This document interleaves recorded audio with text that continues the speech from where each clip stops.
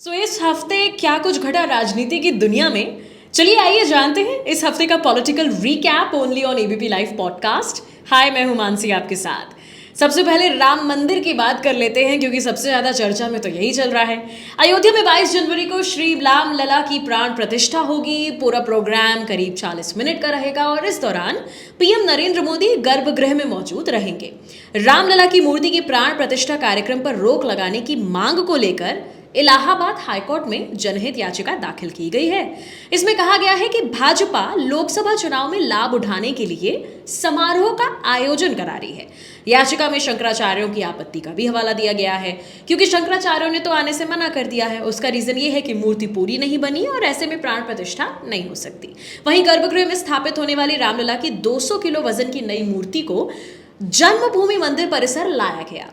पहले इस मूर्ति को परिसर का भ्रमण कराना था, लेकिन भारी होने की वजह से इसकी जगह रामलला की 10 किलो की चांदी की मूर्ति परिसर में घुमाई गई।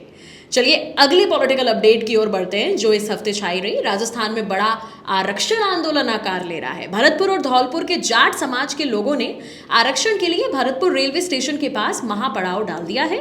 इन्होंने सरकार को 22 जनवरी तक का अल्टीमेटम दे दिया है। इसके पहले इन लोगों ने हुंकार सभा करके सरकार को 10 दिन का वक्त दिया था, लेकिन समय बीत गया और सरकार ने कुछ नहीं किया। अब महापड़ाव के तहत 2-3 जगह और आंदोलन करने की तैयारी है।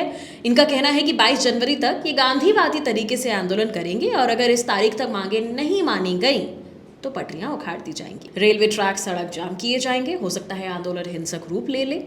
धौलपुर भरतपुर के जाटों का आरक्षण आंदोलन 1998 से चला आ रहा है। 2013 में केंद्र की मनमोहन सरकार ने इन्हें ओबीसी के तहत रिजर्वेशन दिया था, लेकिन 2015 में ये रिजर्वेशन केंद्र सरकार ने खत्म कर दिया था। इसके बाद दोनों जिलों के जाटों ने लंबी लड़ाई लड़ी। आखिर 2017 में राज्य की उस वक्त की वसुंधरा राजे सरकार ने राज्य में तो इसके लिए ओबीसी आरक्षण बहाल कर दिया था, लेकिन सेंटर से कोई आरक्षण मिला ही नहीं। इस बार लड़ाई केंद्र सरकार की नौकरियों में आरक्षण के लिए की जा रही है। चलिए बढ़ते हैं अगली पॉलिटिकल अपडेट की ओर जो कि जुड़ी है अरविंद केजरीवाल से। दिल्ली के मुख्यमंत्री अरविंद केजरीवाल को ईडी ने चौथा समन भेजकर पेश होने को कहा, लेकिन इस बार भी वो ईडी के दफ्तर नहीं जाएंगे।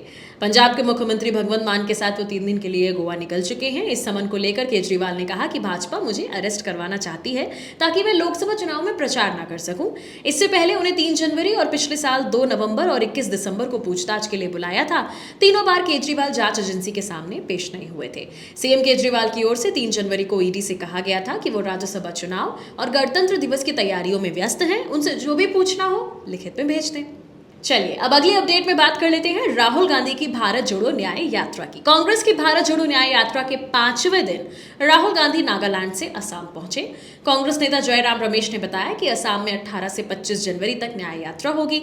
राहुल ने कहा भाजपा और आरएसएस देश में आर्थिक, सामाजिक और राजनीतिक अन्याय कर रही है। भारत जोड़ो न्याय यात्रा का लक्ष्य हर धर्म, हर जाति के लोगों को एकजुट करने के साथ इस अन्याय के खिलाफ लड़ना भी है।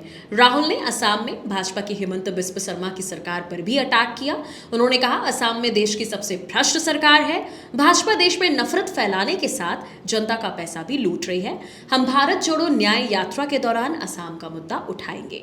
66 डेज तक चलने वाली भारत जोड़ो न्याय यात्रा देश के 15 स्टेट्स और 110 डिस्ट्रिक्ट से होकर गुजरेगी और ये यात्रा 20 मार्च को मुंबई में खत्म होगी। वहीं पिछड़ा, दलित और अल्पसंख्यक यानी कि पीडीए यात्रा भी निकाली जा रही है। राहुल गांधी के ऐलान के बाद अब सपा ने भी पीडीए यात्रा शुरू की है और यही है हमारी अगली पॉलिटिकल अपडेट। पार्टी प्रमुख अखिलेश यादव ने लखनऊ से पीडीए यात्रा को रवाना किया। यह यात्रा सीतापुर समेत 13 जिलों से होते हुए 1 फरवरी को दिल्ली में खत्म होगी। अखिलेश ने कहा हम पीडीए पंचायत भी करेंगे, लोग हमारे साथ हैं। लोकसभा चुनाव 2024 में इंडिया गठबंधन ही जीतेगा।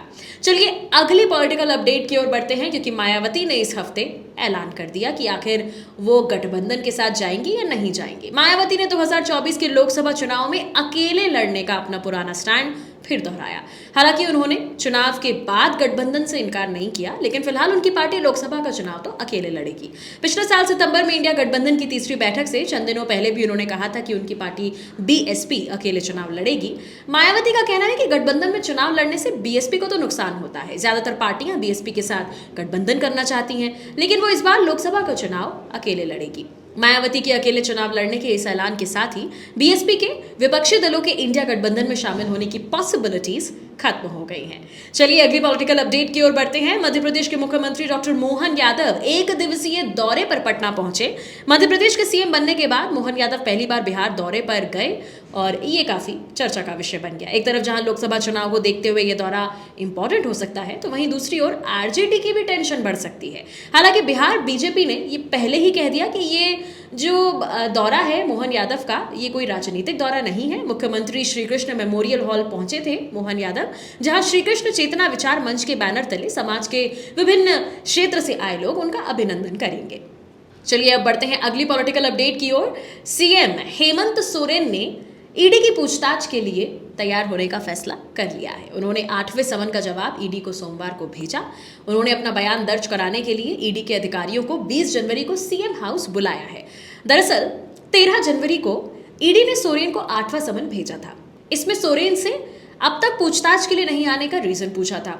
इस मामले पर जवाब देने के लिए उन्हें 16 से 20 जनवरी तक का टाइम दिया गया था और ईडी ने कहा था 16 से 20 जनवरी तक या तो खुद आए या ईडी को उनके पास आना पड़ेगा। और आज की आखिरी पॉलिटिकल अपडेट में बात समाजवादी पार्टी के नेता अखिलेश यादव के चाचा शिवपाल यादव की करेंगे। समाजवादी पार्टी के नेता और अखिलेश यादव के चाचा शिवपाल यादव ने कार सेवकों पर गोली चलाने को जायज बताया है। उन्होंने कहा कि उस समय संविधान की रक्षा के लिए गोली चलाई गई थी, तब कोर्ट ने वहां पर सब कुछ ठीक माहौल बनाए रखने के लिए ये आदेश दिए थे। कोर्ट के आदेश का जिसने उल्लंघन किया उस पर कार्रवाई होनी चाहिए थी। उन्होंने कहा कि भगवान राम कृष्ण में उनकी आस्था है और वे भाजपा के राजनीतिक कार्यक्रम के बाद अयोध्या जाएंगे और रामलला के दर्शन करेंगे। तो ये कुछ खबरें थी जो इंडियन पॉलिटिक्स में छाई रही इस हफ्ते। मुलाकात आपसे अगले हफ्ते फिर करेंगे अगले पॉलिटिकल रिकैप के साथ, only on ABP live podcast. मैं मानसी हूं आपके साथ।